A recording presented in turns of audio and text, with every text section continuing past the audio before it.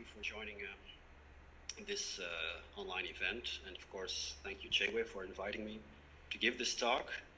Well, I wish we could have met in person for this event because actually I'm not a fan of this non-reciprocal way of communicating. But as Trump would say, it is what it is.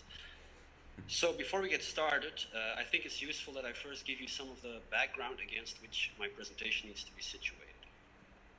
As some of you know, most of my research is within the field of philosophical psychology and philosophy of cognitive science, so Chegwe just explained it to you. So when Chegwe invited me for a presentation, my first thought was indeed to present some of my recent work in philosophical psychology. But seeing that I would be speaking for a broad audience, which probably includes people with no interest in philosophical psychology at all, and seeing that I could choose any philosophical topic for my talk, I decided to do something different, something more general, which might be of interest to a broader audience and perhaps even to a non-academic public. Next to my work in philosophical psychology and philosophy of cognitive science, I've also always been interested in philosophy of language and in what is sometimes called meta-philosophy, or thinking about the philosophical practice itself. More in particular, I've been interested for quite some time now in the phenomenon of the question, or how people, and in particular philosophers, interrogate the world. Now, it's a cliche to say that philosophy deals with questions, but philosophers hardly ever deal with the phenomenon of the question as such, or the phenomenon of how humans question the world. So it is on this subject, which is actually at the intersection of philosophy of language and meta-philosophy, that I'll be focusing in this presentation. I titled it Philosophy and the Art of the Question. Now, I should warn you, though, that it's the first time I'm presenting my ideas about this subject to a bigger audience, although some of what I will be saying might sound familiar to my students, well, my Brazilian students at least. But it is actually the first time I've actually written down some of these ideas. So I will not be presenting some new finished theory. I mean, it's all still very much a work in progress, and I'm not at all sure if it's going anywhere to begin with. So I guess the best I can hope for is to inspire you to think about the subject yourself, because I do think it is an important one. In any case, I assume that there will be more than enough material for the Q&A afterwards. So I'll start the talk now. This was the introduction. And the first section I've titled Questions as the Tools of Philosophy. So as the handout will show you, my talk is actually consists of, well, 3 parts, the introduction, and then 2 main parts. So I'll now start with the first part. And as I said, it's titled Questions as the Tools of Philosophy. Okay. In his Apology, Plato tells us through the mouth of Socrates that the unexamined life is not worth living. And indeed, Socrates rather died than to give up his life of questioning, well, just about everything his fellow citizens consider to be obvious truths. But Socrates does not only want to examine his life, as the phrase the unexamined life might suggest. The unexamined life does not just mean that one's own life remains unexamined. It just as much refers to a life that is without examinations. After all, the philosopher is not just interested in truths about his or her own life, but about reality in general. And as Wilfrid Sellars will put it, 23 centuries later, the aim of philosophy, abstractly formulated, is to understand how things in the broadest possible sense of the term hang together in the broadest possible sense of the term.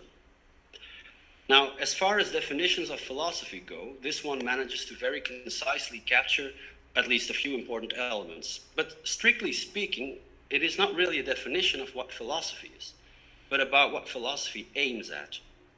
Now, regardless of how one further defines things or the relation of hanging together, in Sellars, the more general point is that philosophy is aimed at understanding, which suggests that the philosopher is first of all interested in theoretical and propositional knowledge, not practical knowledge. Now, of course, this is not the ambition of the philosopher alone. All theoretical sciences are interested in obtaining theoretical knowledge. So if there is an essential difference between science and philosophy, it can be that one wants to reach a better understanding of the world, whereas the other does not.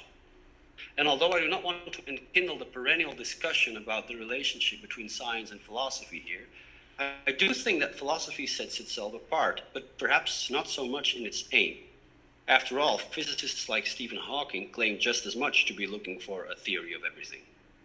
Perhaps it would be better to say that the philosopher does not distinguish herself from the scientist in her goal of reaching new or even complete knowledge, but in the way this is being pursued. So to put it in Socrates' terms, both philosophers and scientists lead a life of examination, but they don't do so in the same way. Now, there is much to be said about the difference in methodology between philosophy and science, and there is also much to be said about methodological differences between the various sciences themselves.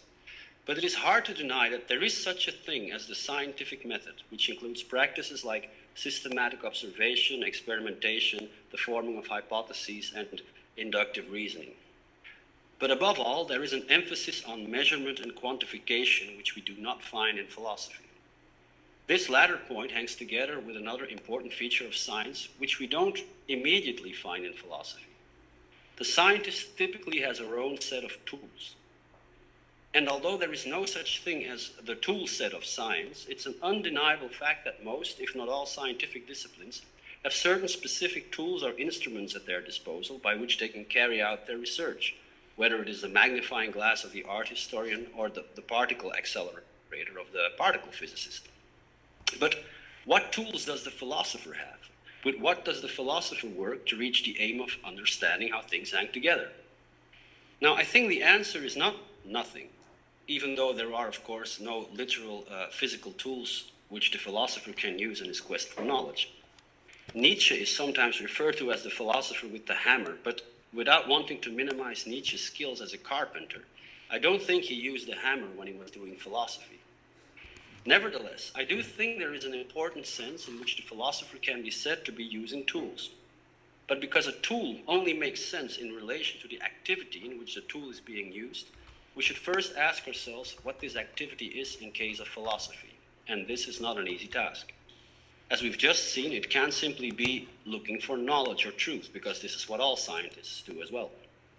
However, I think Daniel Dennett has the right intuition when he writes these lines in his 2013 book, Intuition Bumps. I quote, "While other disciplines specialize in getting the right answers to their defining questions, we philosophers specialize in all the ways there are of getting things so mixed up, so deeply wrong, that nobody is even sure what the right questions are, let alone the answers. Every inquiry is in danger of setting off on the wrong foot by asking the wrong questions. And wherever that happens, this is a job for philosophers. Philosophy, in every field of inquiry, is what you have to do until you figure out what questions you should have been asking in the first place." End quote. Now, it is worth taking a few minutes to fully appreciate what Dennett is saying here. First, Dennett distinguishes philosophy here from other disciplines, which she claims to all have defining questions. This means at least two things. First, philosophy is a discipline. Second, and more importantly, other disciplines have defining questions, whereas philosophy presumably does not. Now, I think Dennett is essentially right here. Like other theoretical disciplines, philosophers are in the business of asking questions. Yet, although there are lists of paradigmatic philosophical questions, these do not define nor exhaust philosophy. Kant famously distinguishes three fundamental philosophical questions, but surely philosophers have been trying to do more than finding an answer to the question of what one can know, hope, and what one has to do. Unlike the various scientific fields, philosophy simply does not seem to have a defining set of questions, which makes it philosophy rather than, say, biology or chemistry.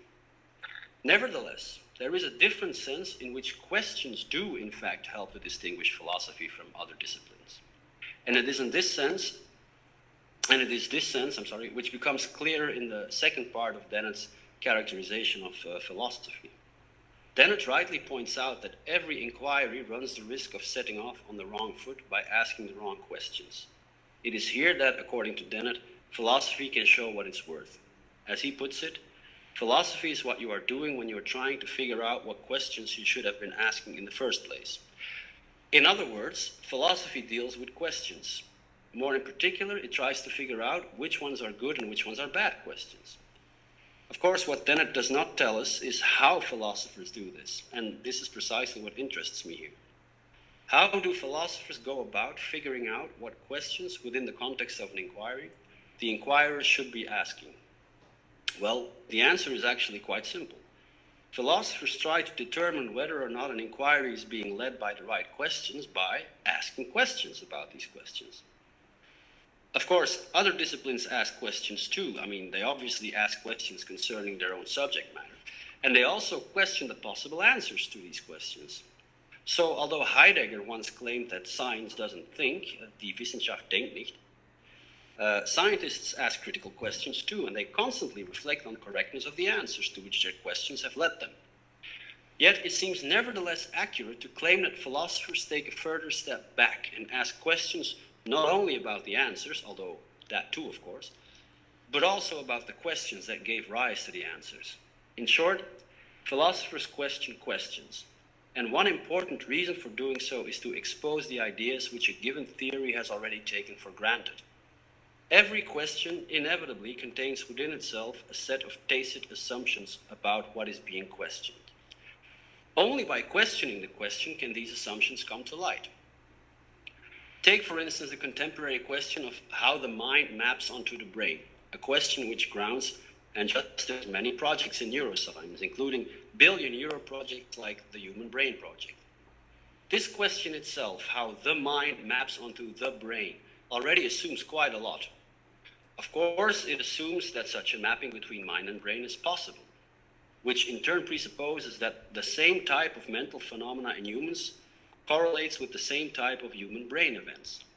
Now, not only is it far from clear whether this is the case to begin with, it is not even clear what it means for this to be the case. After all, the question takes for granted that first, we can unambiguously classify an individual's mental life in rigid categories so as to determine what is and what is not the same kind of mental phenomenon.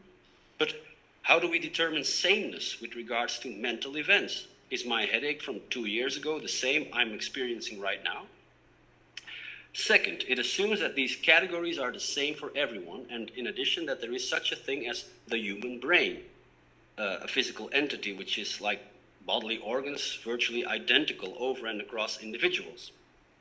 This assumption is sometimes called the universality assumption in neuroscience. But what about the remarkable feature of brain plasticity and the multifunctionality of neural structures, which shows dramatic differences from one case to another? How do you map a territory that can change its layout?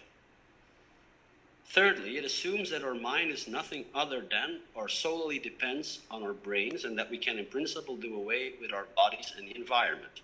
So in other words, it assumes that the brain in a vat hypothesis is true. This assumption in particular is being put under pressure by the increasing popularity of 4E cognition, a philosophy which emphasizes the constitutive role of the body and the environment for mind and cognition. However, my point here is not to assess the feasibility or relevance of a project that is being led by the question of how the mind maps onto the brain. What I wanted to show with this example is that this question contains questionable assumptions and ideas which crucially cannot be properly assessed simply by doing more neuroscience. Here we find, as Dennett would say, a task for the philosopher. Now, of course, the neuroscientist and the philosopher do not have to be two different people. When the neuroscientist critically questions the assumptions inherent in her research questions, and when she starts reflecting on the nature of the concepts she relies on, concepts like representation, information, computation, and so on, she is doing philosophy. So perhaps then philosophy is not so much a separate discipline with its separate subject matter, but rather a certain attitude that people take up when confronted with certain questions. Now, I certainly don't want to suggest here that all philosophers are experts at asking the right questions. In fact, the main reason for why I want to talk about the subject of questions in the first place precisely stems from the observation that so-called professional philosophers very often pay insufficient attention to what it is they're questioning and how they are questioning it. Often they start looking for an answer to a question which they don't fully understand themselves. And it also happens that one comes across a philosophical paper in which the author does not even bother to make his or her research question explicit. Or perhaps they do spell out some questions at the beginning, usually without critically reflecting on them, and then halfway the paper, the reader finds herself wondering what the question was again, and how the lines one is reading actually contribute to finding an answer. And in this sense, the philosopher has perhaps more to learn from the scientist, who is typically more rigid in her methodology. In any case, my point here is not to settle once and for all what philosophy is, nor how it distinguishes itself from science. My interest here lies in the philosophical activity itself, in how philosophers go about figuring out when a question can yield an interesting new insight, and when a question is misguided and therefore misguiding. And I have said that in the most general and a priori sense, philosophers do this by asking questions about questions.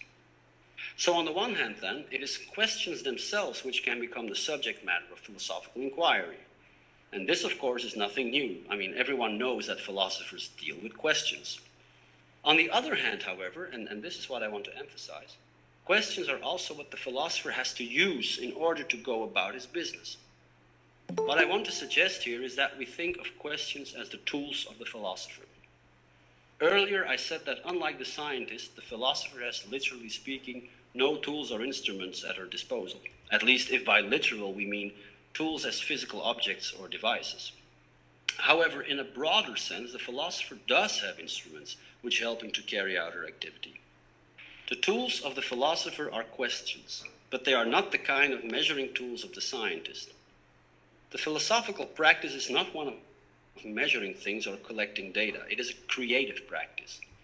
It is in this sense more akin to the activity of the artist, who also uses tools or instruments. For instance, the painter who uses her brushes and pencils to create a work of art, or the cello player who creates music through her instrument. And just as the quality of the painting of the music, just as the quality of the painting or the music depends to a large extent on the quality of the instruments, so too does the quality of a philosophical work largely depend on the questions that are being used. And I think we can expand the analogy with the artist even further. For it is not just the fact that both philosophers and artists engage in a creative activity which requires specific tool use. If this were the only similarity, then we may just as well compare the philosophical practice to that of a carpenter or a tailor or even a chef, because they too engage in creative activity and they too use tools to realize their creations. Nevertheless, there is something which makes the creative activity of the philosopher more similar to that of the artist than to that of the carpenter. And to see this, we must first better understand what the activity of the artist consists in. Indeed, we say that the artist creates a work of art. But the artist does not create art in the same sense as carpenters create tables. It is somewhat misleading to think of a work of art on a par with the results of the activities of a craftsman. In case of the artist, the artwork is not simply the end result of the artist's activity, it is this activity. The art is being enacted in the bodily activities of the artist, which typically involve the use of tools or instruments. And the fact that we sometimes fail to realize this probably has to do with the fact that we tend to associate the notion of art with paintings. These are indeed fixed and stable objects, but we should be careful not to identify art with these objects themselves. This would be to reify the artistic practice. The term work in the expression a work of art is indeed perhaps best understood as referring to the artist who is at work. The art lies in the creative activity itself, which involves certain skills that most of us do not possess. To better see this, just remember that art is a much larger category than painting. Think of music, for instance. Here it becomes much clearer how the art lies in the activity itself. The music is not the result of some tool-using activity. It is being enacted throughout the activity itself, which literally involves an instrument. The art is being enacted through the skillful manipulation of the instrument by the artist. Think, for instance, of the specific skill by which the cello player manipulates her instrument, but also consider the creative activity of the musician who is composing her music by at the same time playing her instrument, and who is really creating something new by using her instrument in new ways. Unlike the creative activity of the craftsman, the result is not the realization of the design. It is therefore also not something which could have been realized by following certain procedures. It is something which comes in existence through the dynamic activity itself, which is nothing over and above the manipulation of and dynamic interaction with the instrument. The instrument, then, is not just a means to an end. It is itself the medium in which the creation comes into existence. Now, what I'm suggesting here is that everything I have just said about the artist applies to a large extent to the philosopher as well. Like a work of art, a philosophical work is enacted throughout a creative tool-using activity, and the quality of the work depends on how the philosopher manipulates and interacts with her tools. But these tools are not paintbrushes, pencils, cellos, or drum computers, for instance. They are questions. Before we continue, I want to stress that I'm aware that my suggestion of thinking about questions as a kind of tool or instrument seems somewhat unorthodox and perhaps even far-fetched. But consider this very, very simple example. You and a friend are going for a walk. All of a sudden, you see someone waving from across the street. However, because you have poor eyesight, you can't quite make out who the person is. Luckily, you brought your glasses with you, so you can put on your glasses to see who the person is. But now suppose your friend's eyesight is perfect, and suppose furthermore that she can identify the person across the street. It happens to be a common friend. Now, to figure out who the individual is, you could either use the instrument in your pocket, your glasses, or ask your friend who that waving person is. So is your question then not just as much an instrument or a tool than the glasses in your pocket? Aren't both options adequate ways of reaching the same result? And doesn't the quality of the instrument matter just as much in the case of the glasses as in the case of the question? Isn't asking an inaccurate question here the same as using the wrong glasses? Suppose, for instance, you would ask your friend, who is that man across the street, whereas it is in fact a woman who is waving. So you're asking the wrong question. In this case, your friend might not be able to answer your question. In this scenario, asking the wrong question is like wearing the wrong glasses. Furthermore, aren't both questions and glasses or instruments, aren't both human artifacts? Now, of course, the analogy is not perfect. I mean, if it were perfect, there would be no analogy, there would be identity. And at first blush, one crucial difference seems to be that questions are, of course, linguistic and intentional entities, in that they are about something, whereas tools or instruments are not.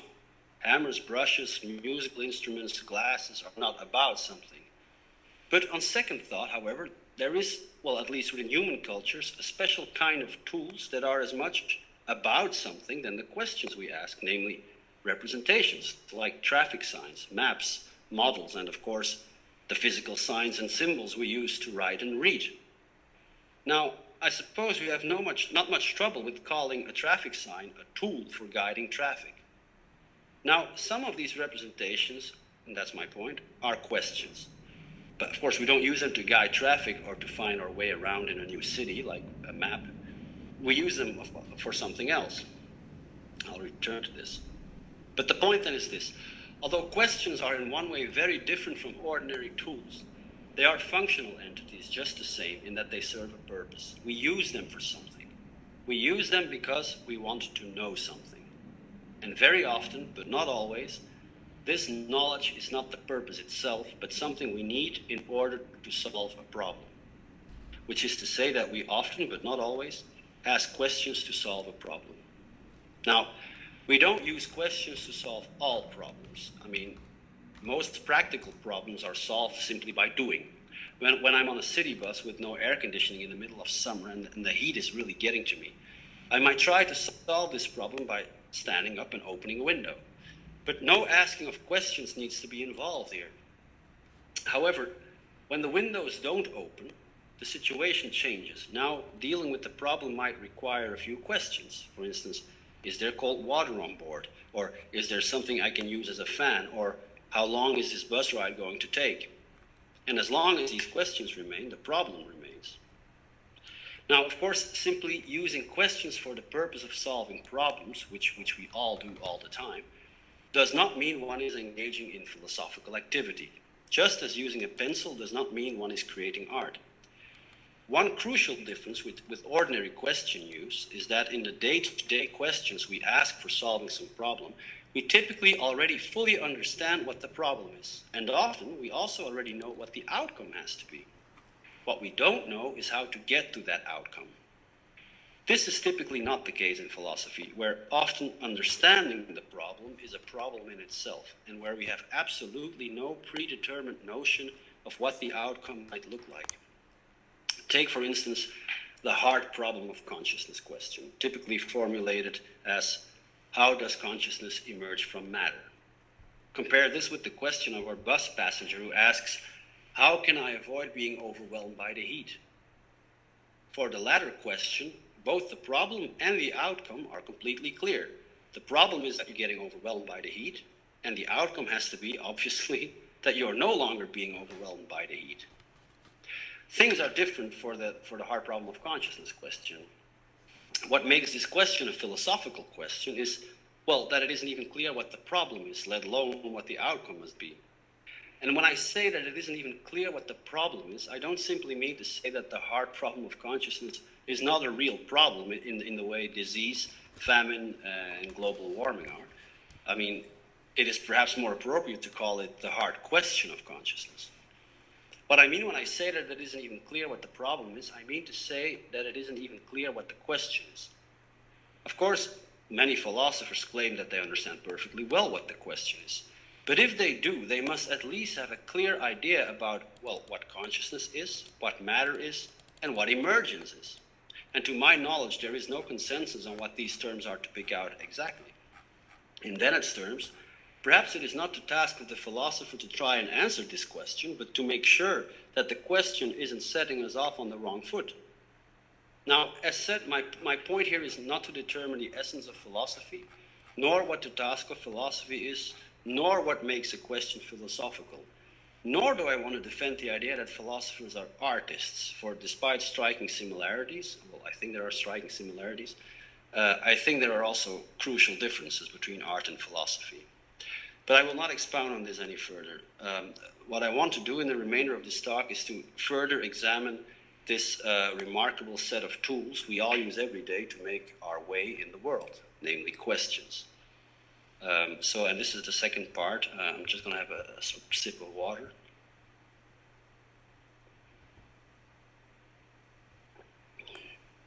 So the second part is titled The Nature of the Question, but it could just as well have been the structure of the question. Sorry.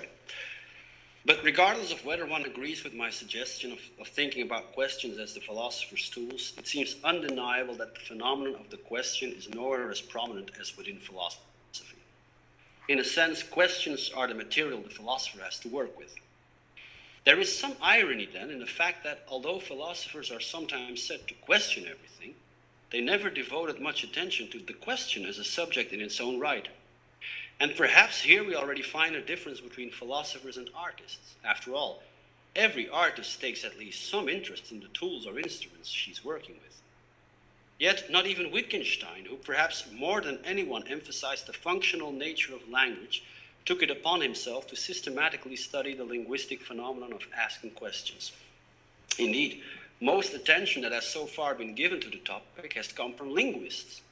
But these typically focus exclusively on the structural and syntactical aspects of interrogative sentences, and usually within the broader context of comparing different natural languages. But I think there is a different, indeed more philosophical approach to questions, which could yield important insights about human nature in general, insights which are not just linguistic in nature. And in the following, I will try to set some preliminary steps towards such a more general study of the question. Now, in doing so, I hope it will become at least a little bit clear why such an investigation might prove to be of fundamental value, not only for philosophy, but for every field of inquiry which finds itself struggling with asking the right questions. Now, earlier I said that philosophers question questions. But as I've just said, they don't question the nature of the question as such, and this is what I want to do here. I want to find out more about the phenomenon of the question itself and about what it is to question things in general. Now, perhaps one might object here that such an enterprise is crazy. It is a fool's errand in that there is no such thing as the question in general. This person might object that when I speak of the phenomenon of the question, I am myself setting off on the wrong foot. I have already made the mistake of assuming that there is such a thing as the question, whereas everyone knows that there are infinitely many possible questions. Now, this objection is, I think, beside the point. For although it is certainly true that there is no limit to the amount of questions that can be asked, there is nonetheless a surprisingly small amount of ways in which we can question the world, and therefore find answers about the world. To better see what I mean here, I want to quote a few lines from the British novelist and poet Rudyard Kipling. I've also used this poem in one of my classes.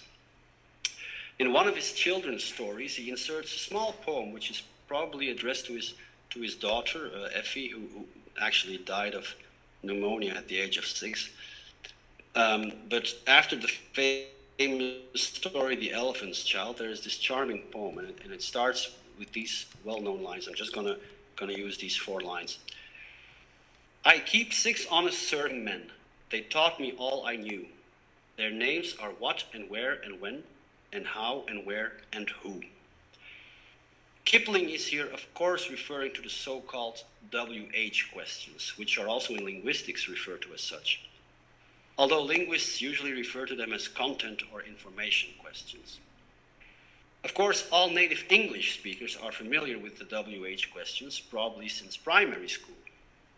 Now, of course, these are different in Romance languages like Portuguese, where they would better be called, or maybe they are called Q questions, I don't know, cuando, por qué, o qué, como, onde, and quem. But we shouldn't be fooled by the apparent simplicity of Kipling's poem, for Kipling does something more than rehearse the 6 WH questions. He explicitly connects them to knowledge. He says that it is by asking these questions that he learned everything he knows. Now, I think Kipling is sharing at least 2 important insights here, albeit in a deceivingly simplistic manner. First, what we know about the world is intimately connected to the questions we ask. Second, although the number of possible questions we could ask is infinite, the kinds of questions we can ask are not, and according to the poem, there are 6. Now, I'm going to say a bit more about these 2 points. So the first point Kipling expresses is what I will call the constraint principle. It says that the question constrains the answer. There is a specific dialectic between question and answer, which is too often overlooked. But the principle is simple enough. The kind of question we ask constrains the kind of answer we can possibly expect, regardless of its being correct or incorrect. If I ask a when question, the answer necessarily must contain a temporal reference. The question as to when Caesar was stabbed, or when the party will start, or when you are finally going to grow up, requires an answer which contains a time indication.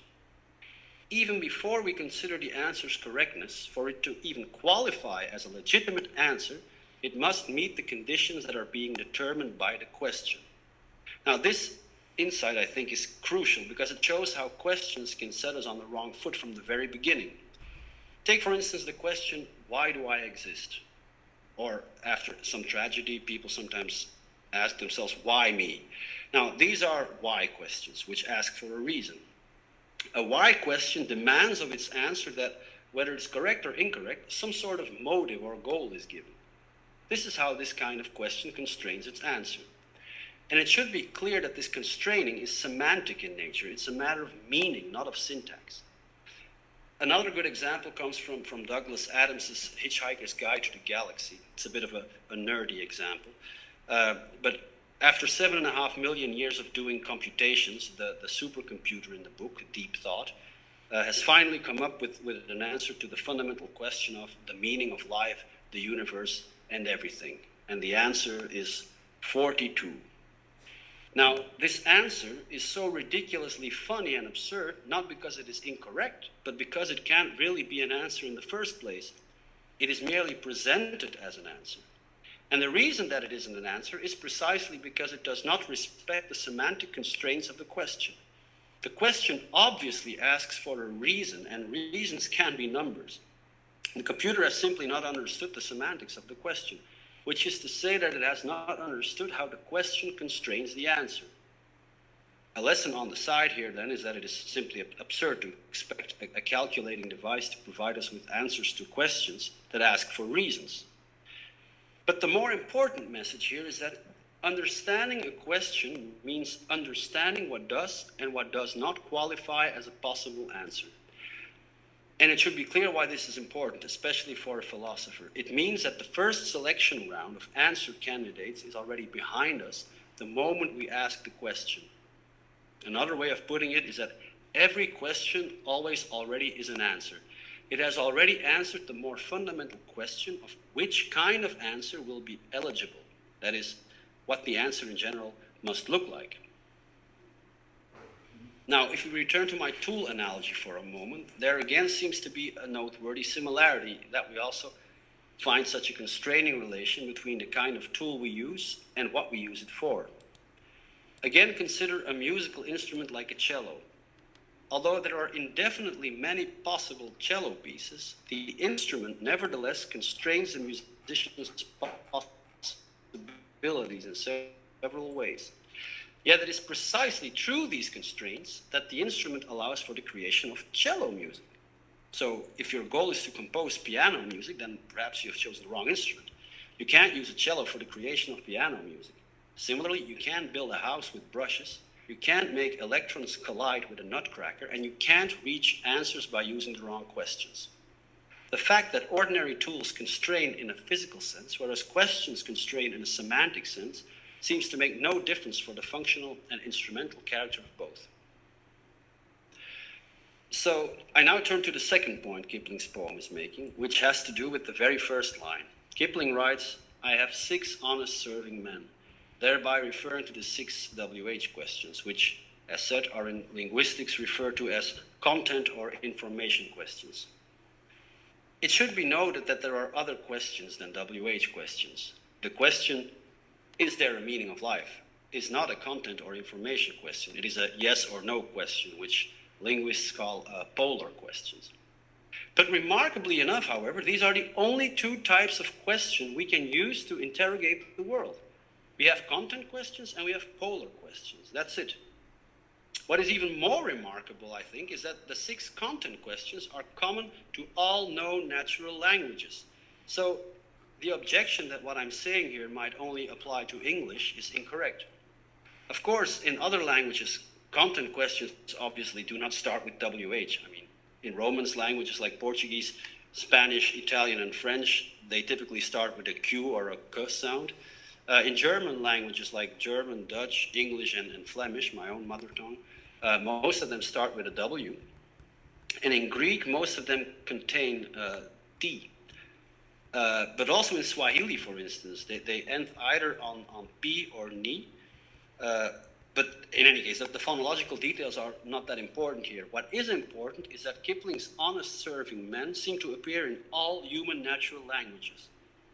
Now, speaking to a Brazilian audience, it is worth mentioning that even the famous Piraha asked these very same content questions.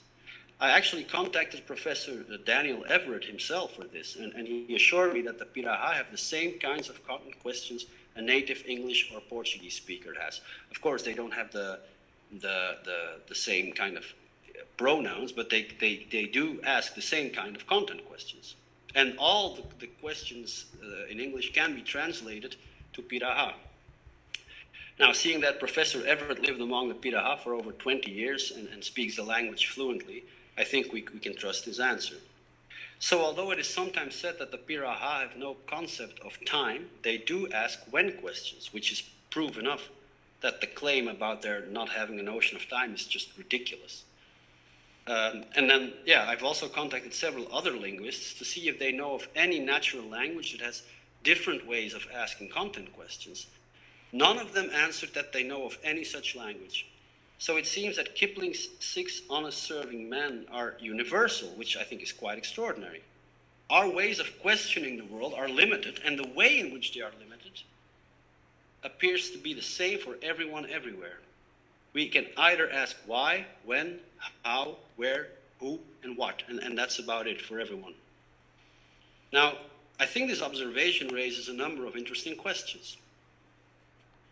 Well, first of all, why do we have this set of content questions and not a different one? Why don't we have 7 honest serving men, or 12, or only 3? And why is this probably a universal fact? Furthermore, did our content questions appear all at once, or did they emerge in human evolution one after the other? But if the latter is the case, then will humans in the future have different new ways of interrogating the world? And can we perhaps already imagine what such new content questions might be? And if we cannot, why? Is our cognitive capacity of asking questions perhaps limited in the same way as our color perception, in the sense that we know that other creatures have different perception, but we simply can't imagine what it's like to see, for instance, infrared? Is it possible that other intelligent life has a language that allows them to ask different kinds of content questions, thereby obtaining a different kind of answer and thereby a different kind of knowledge? Now, these are all interesting issues, but for starters, we should take a few steps back and have a closer look at the 6 content questions to see what it is exactly they ask for and to see how they relate to one another. And the idea, of course, is that a further investigation into the structure of our questions might reveal something important about the structure of our minds. So this is something that interests me a lot and that I will be working on in the future, I hope. But just to give you at least some idea, I'll round off by saying a few things about how these content questions can be further studied. So I said that questions constrain their answers, but it might be better to speak of a double constraint. After all, as I've emphasized above, our ways of questioning the world are remarkably limited. We can either ask polar questions or content questions. So our answers are constrained by our questions, but our questions themselves are constrained as well, in the sense that which we can ask for is limited to either a what, where, who, when, why, and how answer. Now, why our what I will call interrogative horizon is limited the way it is remains a subject for further study. But it seems clear that answering this question will lay bare a fundamental and universal aspect of human psychology. And although it is at this point not much more than a stipulation, I have little doubt that the way in which our interrogative nature is constrained is inextricably connected to our bodily nature and the way our bodies are embedded in a natural and social environment. Going deeper into this issue here would lead us too far. So instead, as I mentioned, I just want to see what we can learn by taking a closer look at the 6 content questions we use to acquire new knowledge about the world.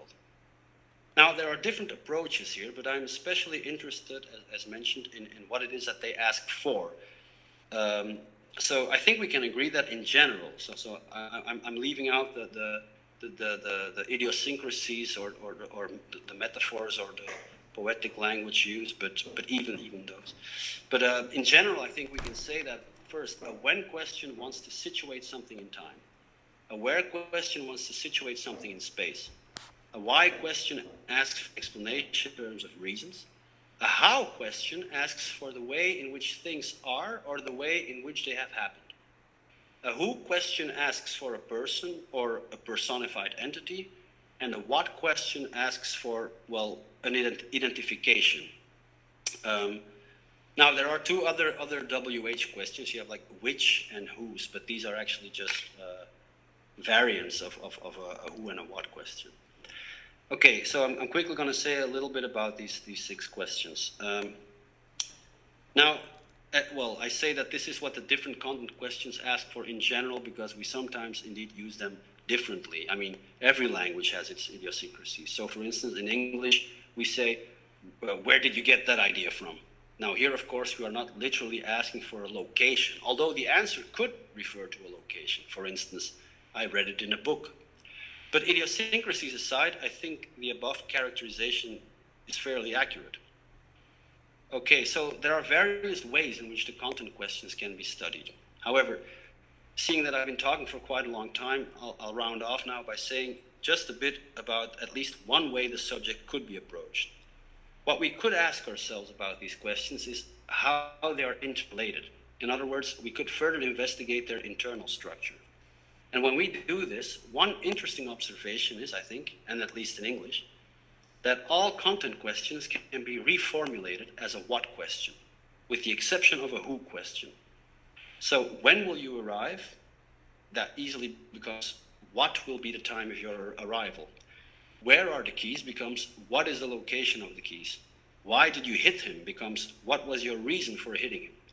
How did it happen can become what is the manner in which it happened. Now, if this seems a bit stretched in English, note that the ancient Greek for how is tinatropon, which literally translates as in what manner. And in Latin, it's quemat modum, meaning literally in what manner or in what way. The French for how is comment, which comes from quo modo, from this Latin word, and also in Portuguese. Now, as mentioned, a who question seems to resist such paraphrases. Who shot the president does not turn into, for instance, what is the person that shot the president, at least not in English. The only way to introduce a what pronoun here is by adding the notion of identity. One could say, what is the identity of the person who shot the president? But note that even in this case, a subclause is needed, which mentions the interrogative pronoun who. So it seems reasonable to say then that in our list of content questions, two questions deserve special attention: who and questions.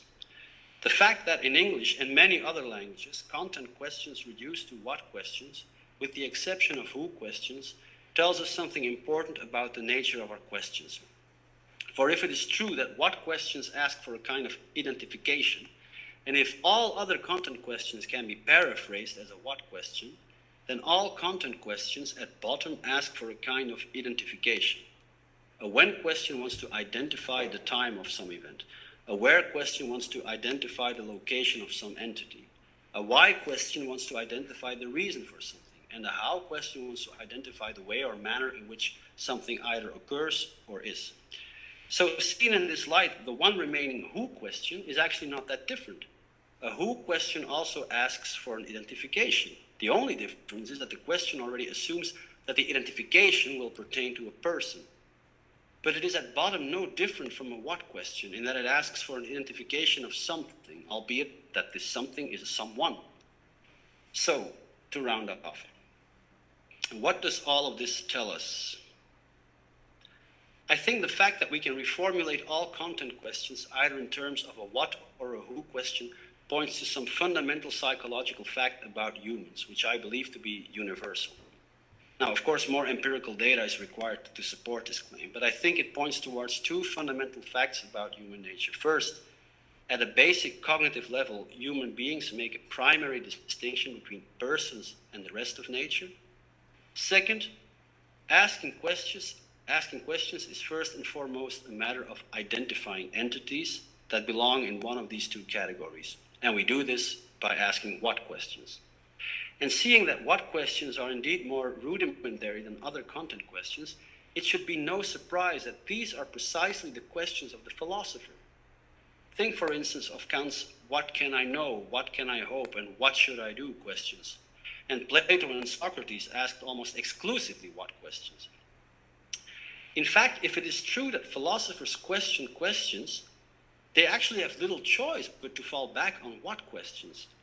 After all, we need what questions to determine or identify the meaning of the terms used in a question.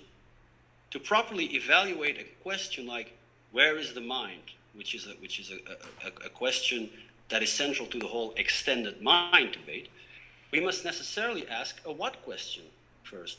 What do you mean when you talk about the mind, or what is the mind? In other words, asking other content questions presupposes that certain what questions have already been sufficiently answered. For instance, when did life first occur?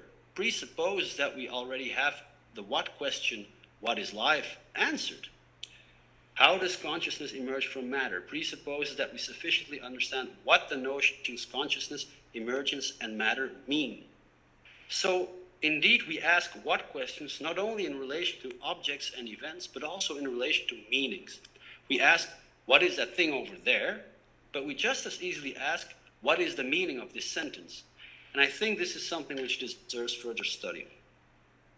And also the issue of what it is exactly, what questions ask for, deserves further philosophical investigation. I mean, I've contented myself by claiming that they ask for an identification, but an identification in what sense? Well, answering this question will be a task for another chapter. Thank you for your attention. I know it's been a long talk, but thank you so much.